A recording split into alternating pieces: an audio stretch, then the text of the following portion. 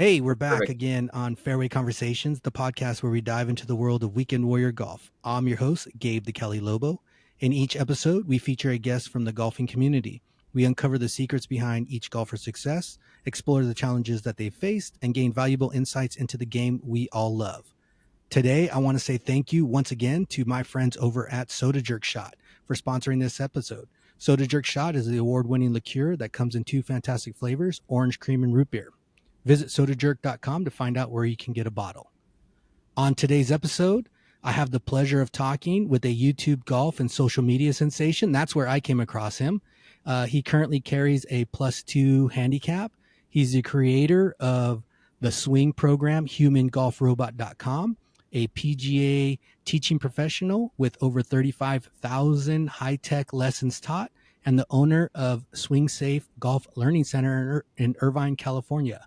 I want to welcome Ryan Trengrove to the episode today. Welcome, Ryan. How you Thank doing? you so much for having me. I appreciate it. I love it. I love it how you I just brought your uh, own I just sound used effects. my little soundboard here during my lessons here in Irvine. I use lots of different training tools, and we even have sound effects for the lessons, which makes it lots of fun.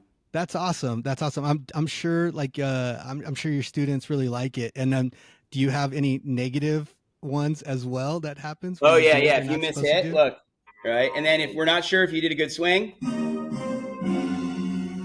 and so yeah, a lot of the kids love it. People smile. Beginners Yeah. have a lot of fun. I used to make sound effects myself when I was teaching, because all my lessons are recorded using Swing Catalyst software.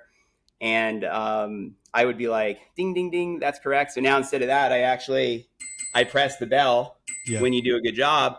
And then also what's really fun, I actually, if anyone makes a joke, like one of my students was like, geez, when you play the chime sounds, it sounds like my grandma's wind chimes. And so we have the crowd laugh and stuff. So it's a lot of fun. I try to keep it fun and interesting.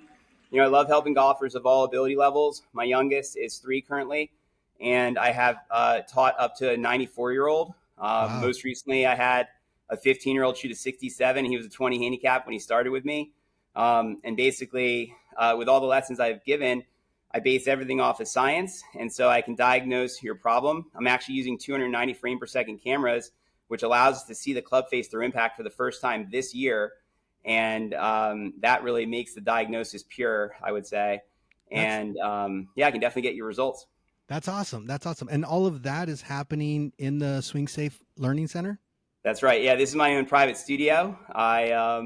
I give lessons pretty much from 7 a.m. till 9 p.m. every day but Sunday, and I love what I do. It's a lot of fun getting results for everybody. And I recently, as you said, created the humangolfrobot.com, which Mm-hmm. is my explanation of the science of golf from a 3-foot putt to a 300-yard drive. Yeah. And my idea there is to get people thinking about the science instead of just random swing thoughts based on feel. Yeah. How can somebody check out the human golf robot? Yeah, so just go to the website, humangolfrobot.com, and you can download the movie there. And basically, I've had some reviews already from it, and it's been a hit. I launched it September 1st, and I'm getting a number of people that are checking it out from all over the world now. I have over 20,000 YouTube subscribers, like you said, and Yeah. I'm posting daily content on my channel every day. So if you're interested, definitely subscribe. I cover all kinds of stuff. And also, I'm happy to take requests if people have questions, Sure. or, if you're really struggling, I'm here to help. Schedule a session with me. Sometimes you have to wait a little while to get in. I try to get new golfers in quicker, but my schedule can usually be booked, 4 to 8 weeks in advance, depending on the time of year. Yeah. Wow. Wow. Hey, talking about that a little bit, 4 to 8 weeks out, that's pretty impressive. And I think the one thing that I really, in talking with you, I've talked to you on the phone, we've texted back and forth. I really see like your energy. And I think that's what draws people in is you really do have a big energy that people seem to really like. How many people are you seeing per day? Yeah, it's pretty wild. Like here, I'll give you like a little preview here of my schedule, just so you can see here. Let's go. I'll go 3 weeks out here, and so here in the background, you can see this is a typical week of lessons for me. Wow. This is October 23rd. Then look, we go another. This is the next week after that. then look, we can continue. Look, and it's very busy week by week by week. And the Yeah. reason I'm this busy is because I get results, you know. So Mm-hmm. all the way to Thanksgiving, I'm pretty full in lessons, but it's because I get results. If you get results, then, you know, people keep coming. They want to improve, or they reach their goals and they tell, you know, their friends about it. And so you're right, though. I love this game. I've been around it since I was 12.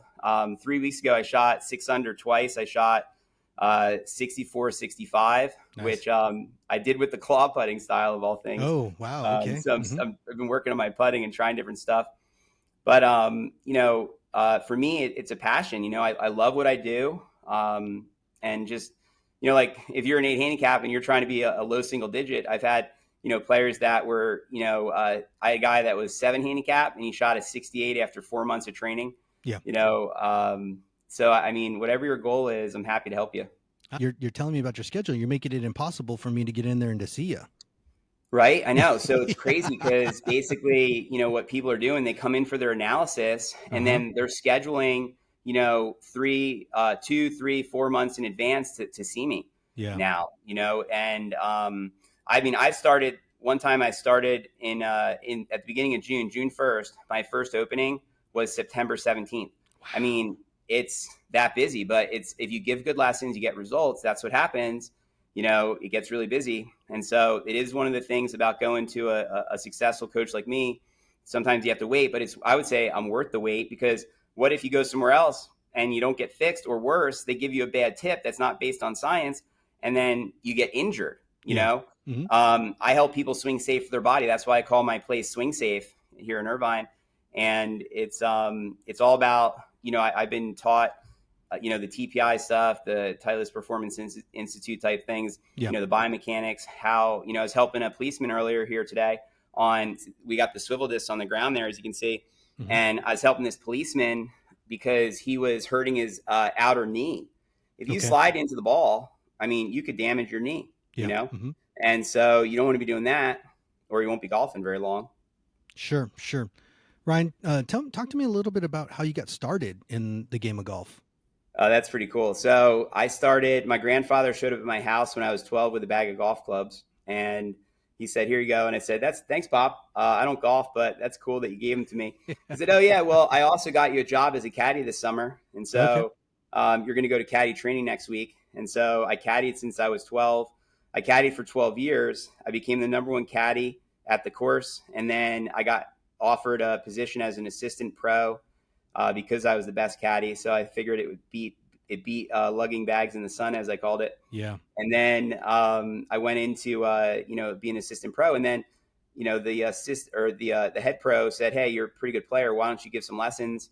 I started giving some lessons, and I started seeing results for students, and that's when I fell in love with teaching. Yeah, good. Since then, now, I mean, I've worked at private courses, I've worked at public, I worked in Golf Tech. I was a top teacher for Golf Tech before I opened my own facilities. I've had my own facilities now since 2008. I had another facility with other instructors on my staff, but I decided that I just wanted to do my own thing and just focus on my clientele, and it's been great. Can you tell me a little bit about some of the most memorable moments over your career so far? Wow, that's a great one. So let's see, playing Pinehurst with my grandfather, my uncle, and my dad. That was awesome. Traveling around Scotland and Ireland, playing golf with my dad. That was amazing. Let's see. I would say now it's been like probably 20 to 30 eagles. I mean, I can't remember how many birdies at this point, but the eagles are more, you know, I remember those better. I had a round on the back nine at Terrace Creek where I shot 6 under on the back nine, where I had 1 eagle, where I holed out from 82 yards. That was a pretty epic day. Yeah. I would say that I hit a 391-yard drive in a tournament at PGA West, Greg Norman course on the 18th hole. The wind was helping, but the ball was 391 yards from the tee box. Yeah. So it counts. And so let's see. I had 8 putts on the back nine in the tournament at PGA West Nicholas Private. That was awesome. Yeah. I literally had chipped in twice and pretty much one putted everything else, you know, except for one. And so basically it was, so things like that I really love. And then, you the results, I mean, I've had a number of great students that have gone on to be, top college players, shooting in the 60s, competing in tournaments, also helping people swing where they don't get injured. They can golf again. They're hitting it farther. They can keep up with their friends. They're having more fun. These are the things that I would say stick out in my mind. Sure. Most recently, I drove the par 4 number 10 at Arroyo Trabuco. Okay. And had a 4-foot eagle putt, but the greens were airified, so it ricocheted offline. Oh. But still, the drive itself was Yeah. awesome. I've had It's 3 pretty hole-in-ones. I had a hole-in-one in a tournament at Candlewood Country Club where I shot a 66 that day, and the ball hung on the lip. You should have seen it, Gabe. Literally, the 5-iron lands. It gets on the edge of the hole, and I'm like, oh, man, that was close. I'm like, man, I can't believe that didn't go in. And then I step away, and then I look back up, and then it disappears. Yeah. So it hung on the lip for 10 seconds, and then it went down. So those are the things that I've experienced. Pretty amazing being a PGA professional. Sure. I've had one of those epic drives that you were talking about. It was in Cuvera in Cabo San Lucas. And nice. Yeah. Elevated tee, the fairway's running away from you, the wind at my back, I popped one out there about 363 yards. Wow. But I can only do whatever the course tells me to do. It's not like I know. So I did it. It's amazing when you can get a drive that far. Oh, it's really great. A confidence booster. But Oh, yeah. as we all know, you drive for show and you putt for dough. So Absolutely. That's why I've been working on my putting a lot. Absolutely. One of the things that a lot of my friends, so that's how this podcast really got started, was my friends asking me questions. I'm kind of the best golfer in my little friend group. And so I've taken the conversations that I've had with a lot of people and turned it into this podcast now. Right. But a lot of people, we talk about mentally preparing for a round. As a teaching professional, do you give any mental tips to your golfers before they go out there? Absolutely. So I would say I'm a teaching professional, but what's unique about me, aside from that, is I also still compete in tournaments. And so it's very important to know how to think and what you should be experiencing. So I've had the pleasure of meeting Jonah Oliver, who's Cam Smith's mental coach. Yeah. And he has a great little YouTube video you could watch about this on Dylan Friends. It's called, I forget the name of the actual podcast, but if you search Jonah Oliver, you'll find it. But what he talks about, which is true, is the fact that you have to sit with your discomfort. You're not going to feel good. Okay. So get it out of your mind that you're going to feel good. It's just, you're not going to feel good. Yeah. I feel worse the morning of the tournament than I did the night before. I feel worse in the parking lot. Like my stomach's in knots before I'm, going to go tee off. I feel worse like in the section championship a few weeks ago here when there were, 50 plus fellow PGA pros from all over the state of California watching me tee off. And the guy announces my name with a microphone, Ryan Trengrove now on the tee. I felt worse then than I did in the parking lot. Then, when I'm 2 under par after 9 holes, let's say in a tournament, I even feel worse. Generally, if I'm, let's say 3 under on the 18th hole and I have a putt, to shoot 68 or 69, I even feel worse. And so I only feel better after the game is over. So what I would explain is then what do? Well, as a human, you can perform an action without feeling good. Okay. So a lot of us humans like to think, I felt good, so I did well. I didn't feel good, so I didn't do well. Right. But that's just a silly connection you're making. You can not feel good and as a human still perform an action. And so what I'd say this is it's like you want to try and run a program or execute a procedure. Basically, like a surgeon with a scalpel and they have a life or death situation with the patient. They can't worry about if the patient's going to live or die. All they can focus on is executing the procedure. Cam Smith, when he won the British Open, they said on number 17, he looked so confident and he looked so calm. He said that he couldn't even swallow water on the 17th. Yeah. And because he was so nervous, right? Sure. Now, even though he was nervous, he looked confident, but really he was competent, meaning he had hit plenty of shots over a bunker with a flop shot that he wasn't really concerned about, doing that. He was just doing what he knew how to do, which is execute the procedure. So what I would say is under pressure, stop trying to feel good. You're not going to feel good. Get over that. Because by the time you feel good, now you're out of the tournament. You actually just try to normalize yourself and feel better. And so now you feel better because you made 6 double bogeys and it doesn't mean anything anymore. Yeah. Right. Yeah. And so if it's going to mean something, it's not going to feel good. Yeah. And so, in fact, I don't want to feel good. The more I want to feel more uncomfortable. The more uncomfortable I feel, the better I know I'm doing. You see what I'm saying? Yeah. And No, again, I get how do it. I get through that? I Yeah. execute the procedure. I focus on running the program. Oh yeah. I hope that Yeah. helps. I get that. Oh yeah, absolutely. Because I think that happens to a lot of us. We roll out and myself who takes golf pretty serious now, I feel like I'm prepared when I'm rolling out. I feel like I'm prepared when I show up and, Mhm. I've prepped the night before. I've maybe put some notes into my phone as to, what shots I may take on certain holes after I've done a little bit of round prep. And there are some Right. days like I just don't feel that great once I show up. Um, Mhm. but it's fighting through those things, and it's amazing how, like, you're kind of talking about that, how if you get through the first 2 or 3 holes, all of a Mhm. sudden you're able to fight through and get past those mental blocks, and next thing at least for somebody like myself, you're in the low 80s, upper 70s, after having a bogey or two on the first couple of holes. You're able to fight back and push through. Mhm. So I Right. definitely get that part of it.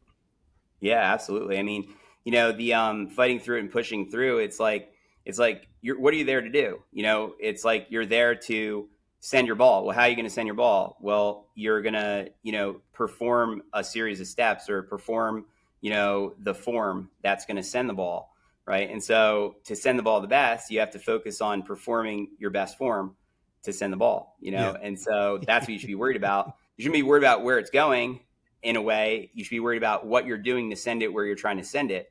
Yeah. One of the things that talking with a lot of people here, I try to interview professionals like yourself, as well as like the regular weekend golfer, and try to get their insight on what it is that they're trying to do to get better at the game. Everybody tends to say, if I get into the 80s consistently, it'll be more fun for me. Is there some sort of tip or that you tell your clients that they should be more focused in on this rather than that in order to increase their enjoyment of the game? Sure. Yeah. So, I mean, it's all relative, isn't it? So, I mean, I would say that if you're a beginner, you want to be able to break 100 because then you can hang with anybody and not be a hindrance, not be slowing anyone down. Yeah. It's true. There's a number of people that are shooting in the 90s and they're pretty happy for a while, but then their friend shoots 85 and they're much happier. So then they want to keep up with their friend. And Yeah. so, that's normal. And then, honestly, the 80s is fun. I remember shooting in the 80s. And then when you get more serious and you want to shoot in the 70s, now it's like, all right, well, I guess I'm not going to have any alcohol until after the round, maybe. I'm That's going to me. I'm going Yes, to, that's me. try and stretch before you're going to start Mm-hmm. doing things like that. And then when you're shooting in the high 70s and you want to shoot in the mid to low 70s, now it's not even fun in a way. It's kind of a different type of fun. Like you're really serious about it. Like every shot matters to you. You got to really perfect your form if you're going to really get down low. And then like me shooting in the 70s, the high 60s, it's like, I'm in tournament mode even when I'm not in tournaments. You know what I'm Yeah. saying? I'm playing Mm-hmm. as hard as I can every single time because that's what I like to do. But I would say, you got to keep in perspective how much can you practice. You got to, if you can only practice once a month, then you should be happy with where you're at and that you're not losing any ground. Yeah. If you're trying to gain ground, I would say at least spend 1 hour a week practicing. I try to fit in little bits of time. I'll do like 5 minutes here, 15 minutes there. Like yesterday, I had time to putt. I practiced putting for 27 minutes, and that's all I had time because my schedule was so busy. And so, you just got to be fully focused and be practicing like that article I read to you says, the right form. If you're Yeah. practicing the wrong form, don't even practice. You're wasting your time. Sure. Sure. And so, but yeah, if you come to a coach like me, a PGA professional, or come see me in person, and you wanted to, hear, you could even tell me like, hey, this is how much time I have to practice. This is where I'm at right now. This is where I'd want to be. What would it take? I recently had a guy that came in. He said he wanted to shoot in the 80s. I told him it would take him 15 to 25 lessons to do that. Yeah. And he just did it in 16 lessons, and he couldn't break 100 when he met me. Mm-hmm. And then he's like, man, that's amazing that you guessed at how long it would take me almost to the lesson. Yeah. And I was like, well, I've done this so long that I know how long it takes. So if someone says to me, hey, I'm a I'm a 20 handicap, I want to be a single digit 6 months. If let's see, I'm trying to break 100, never broke 100, I need 2 to 3 months. Okay, I had a 53-year-old man just go from he was a 22 handicap down to a 7 handicap. That took him 8.5 months. I know how long it takes because I'm in the trenches here. I'm actually helping people's dreams come true in golf. Sure. Yes. Yes. I know. And, we're all kind of chasing that dream. I think, So what's kind of your like, goal, Gabe? What are you trying to? What's your goal? so I'm actually, before when I really got started taking golf serious, I was about a 12 handicap. And then I said, I'm going to get into I want to get into single digits. So then I got into 9, and then 9 turned into 7, and then 7 is now a 6. And now I'm kind of like, okay, I feel like I'm a very solid golfer overall, but I want to be better, of course. So I think my goal right now is to really be a solid like 2 to 3 handicap. And I know it's a lofty goal, but I want to be in that 2 to 3 handicap range. That's a big goal for me. I do. I'm a bit older. I'm pushing 50 now, Right. and so but I do try to work out quite a bit, and making sure all of my fitness is towards golf. But Right. as I'm getting older, I am stronger. I am a little bit of a bigger guy. Mm-hmm. I feel like that there's something that's missing yardage wise. Like when I'm driving, I can consistently hit the ball 270 to 290 overall. Mm-hmm. I feel like I'm giving up, honestly, because of my size and my strength, that I'm giving up about 15 to 20 yards. And so, Right. I want to, that's something else. Like I want to be able to push that 270 to 290 to more like 290 to 310, like in Sure. that I understand. range. So let me just jump in. So Mm-hmm. basically, you're down to like a 5-6, and you want to be a 2-3. Yes. So you need to hit 14 to 16 greens in regulation, and that Yes. needs to be a major goal for you. Distance is not you've got enough distance where you should be able to reach those greens in regulation that I mentioned. Sure. I was on a distance craze once, and I was driving at 350, 360 regularly, and my handicap started going up. When I got Mm. back to hitting at 290 to 320, now I'm hitting more greens. I had 5 rounds this year where I hit all 18 greens in regulation. If you're Wow. not hitting greens in regulation, you're putting too much pressure on your short game, and you're just not going to consistently keep a low handicap. So I would say if somebody's, let's say, trying to, let's say break 80, they need to hit at least 12 greens in regulation to be breaking 80. Mm-hmm. Okay, think about it. 6 of those holes, right? Or excuse me, the eight of the other holes, right? That you missed the green. So or let's say you hit 12 greens. Okay, 12 greens. So 6 other holes, you missed the green, right? Yes. Well, we can't assume that you're going to get up and down. You're probably not. So basically, that means 6 bogeys and 12 pars, right? Yes. Which 6 Yes. bogeys is 78. So then, if you wanted to shoot, and be a 2 or 3, so now you can only miss, 2 or 3 greens, Yes. right? Yes. Okay. So then, what is Mm-hmm. that? That means that you need to hit 15 to 16 greens probably to be a solid 2 or 3. Yeah. That's how you need to be thinking about it. It's Sure. all about greens and regulation. And I'll tell you, if you go out and you try and hit all the greens and regulation, suddenly you realize, wait a second, maybe instead of taking the club that's, going to get me to that red flag, you suddenly think, you know what, maybe I'll take the club that's going to get me to cover the green and get on the green. Yeah. Yeah. And that makes a big difference. I often ask students, they're like, oh, I made a bogey on that hole. I'm like, oh, where's the flag in the front? Do you leave it short? Yes. It's, Yes. it's like clockwork. So Mm-hmm. step one, greens regulation. There's a direct correlation to what you score based on how many greens in regulation you get. And it's Okay. you hit it far enough. If you're hitting it over 250 as a male, as an adult male, you're able to reach most of the course's greens in regulation with the clubs in your bag that you have. It's not more distance you need. You got to get consistency. Consistency will be a consistent swing plane, a consistent spine angle, and then supinating the face correctly, which is how you use your left wrist properly if you're a righty. Mm-hmm. You know what you're saying. What you're saying is absolutely correct. And I've really worked a lot to reduce my dispersion on my shots and everything else, so that I am hitting more greens in regulation. Mm-hmm. So that's been a big improvement for me. That's helped out a lot to to drop my score. And with that, I should add Mhm. virtual flags. So look, the flag is not your target. It sounds funny, but No, it's not. I rarely aim at the flag. Sure, I usually aim at other things than the flag, sure. and so you need to be picking targets that are on the center of the green side of the hole, Yes. I would say most of the time. Yes, and that's usually what I go after. I think what really drew me to you was I saw you on TikTok and I love the way you talked about these things.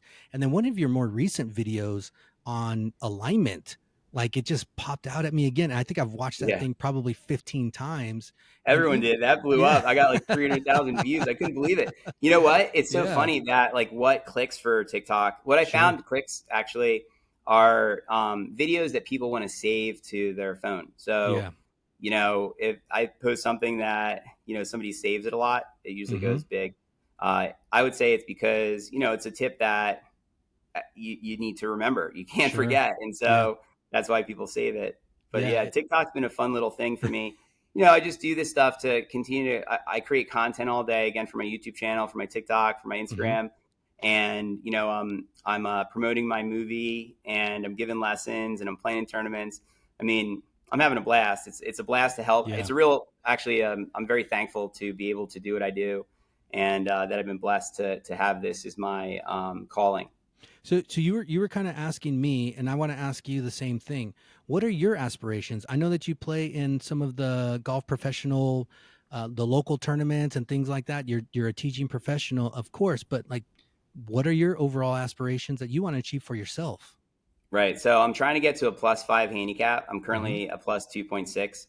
And so I believe I can get to a +5 by the spring of next year Okay. if I continue what I'm doing. You talk about fitness. I do Pilates, reformer, fitness stuff all the time. I do kettlebells. I do rollerblading. I'm always doing something, for fitness. You have to be doing stuff.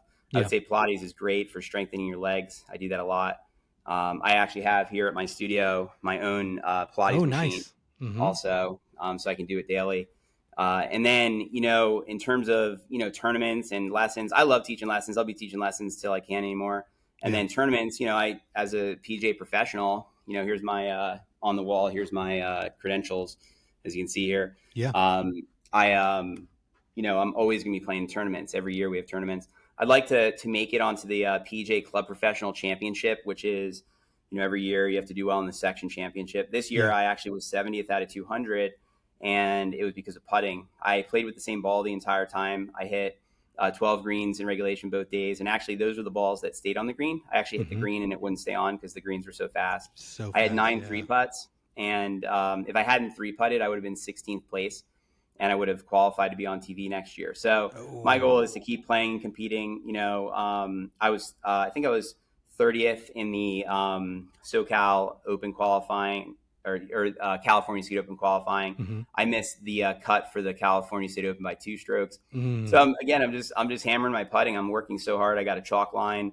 I use the chalk line a lot to see where I'm rolling it. I Yeah. use the raindrop putting aid also. I mean, yeah, so that's what my goal is. But just to keep growing my training center, keep helping golfers of all different levels reach their goals. As a PGA professional, we love to, help players of all ability levels enjoy this great game more.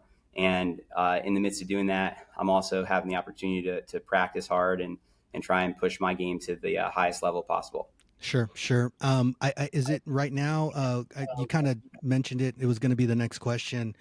Is it putting right now is your biggest obstacle that you're trying Oh, to overcome? absolutely. Okay. And Yeah, you when I shot mentioned, 600 twice, 64, 65, hmm, I made everything I looked at. okay.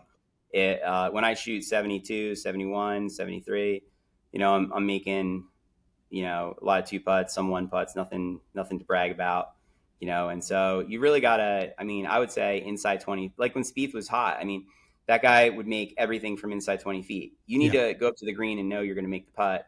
And it feels like you're just rolling the ball in your hand to make it. You know what I'm Yeah. saying? Hmm. And basically, if I can keep working on my putting game. See, the problem is in the tournament I played at Sherwood Country Club, and those greens are like, I mean, you don't talk about tough greens. I mean, Yeah. they are tough. Let's say Yeah. that. And so basically, I'm trying to putt more difficult greens.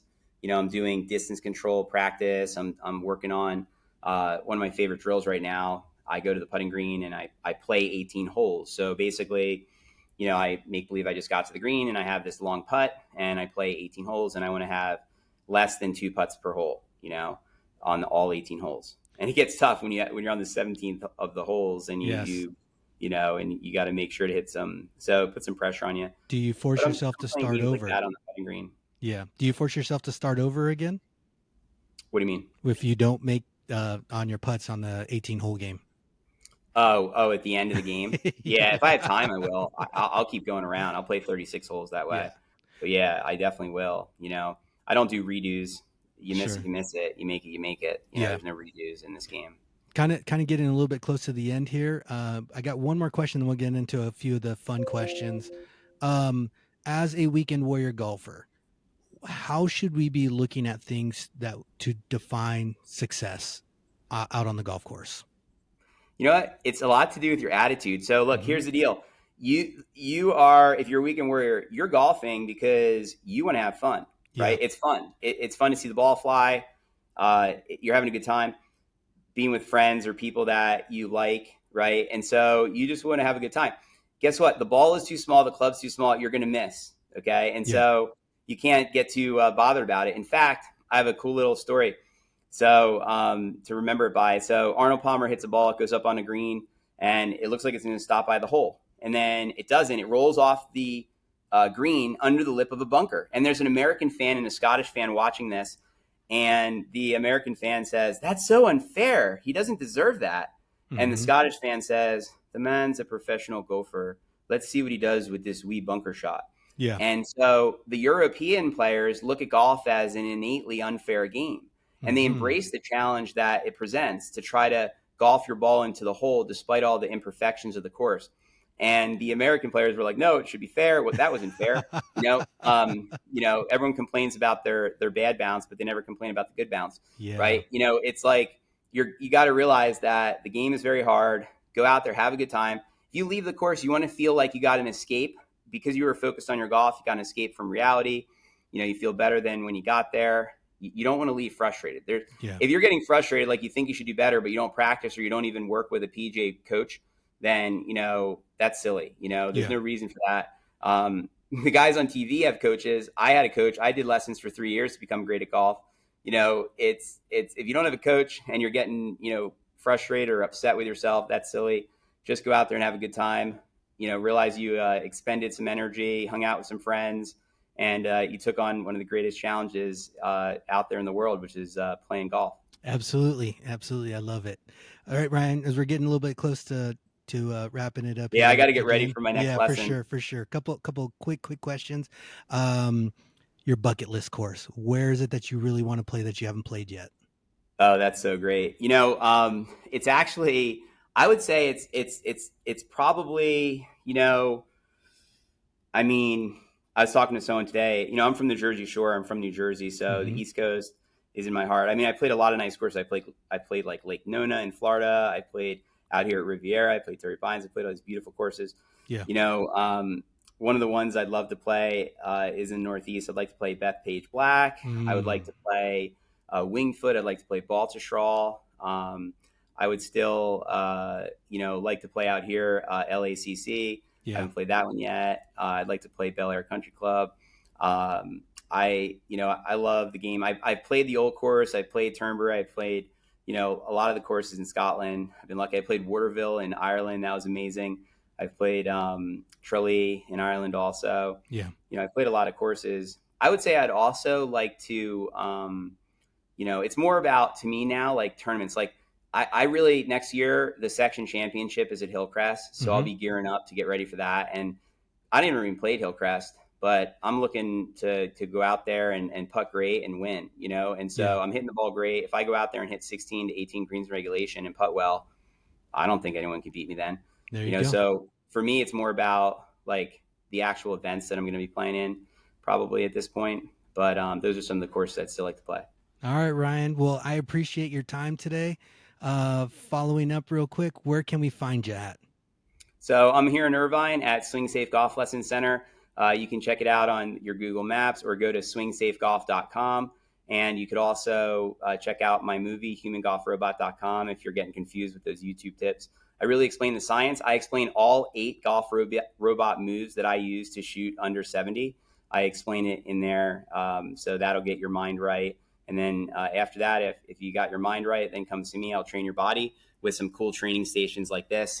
And thanks so much for having me today, Gabe. I really appreciate it. And yeah, hit them straight. Remember, fairways and greens. Yeah, thank you, Ryan. As like Ryan, you can find me on social media at Fairway Conversations or at Cali Lobo 45. Also, if you like movies, you can catch me on 90 Minutes on Film or Dogs, Fiction, and Brown. Finishing up here, I want to say thank you once again to our friends over at Soda Jerk Shot. And Ryan, we're gonna look out for you, and I'm gonna try to get in there and see you over there. At Oh, least good. get Yeah, an let's do it, man. Yeah, I I want to at forgot. least You're get right. I should also analysis. tell you at Swing Safe Golf Lessons on Instagram, and then at Swing Safe Golf Lessons on TikTok is the other one. That's really my main social media ones. But yeah, I'd love that. I'd love to help you with your game. Look, I got some cool putting stuff over here. I have a lie angle machine.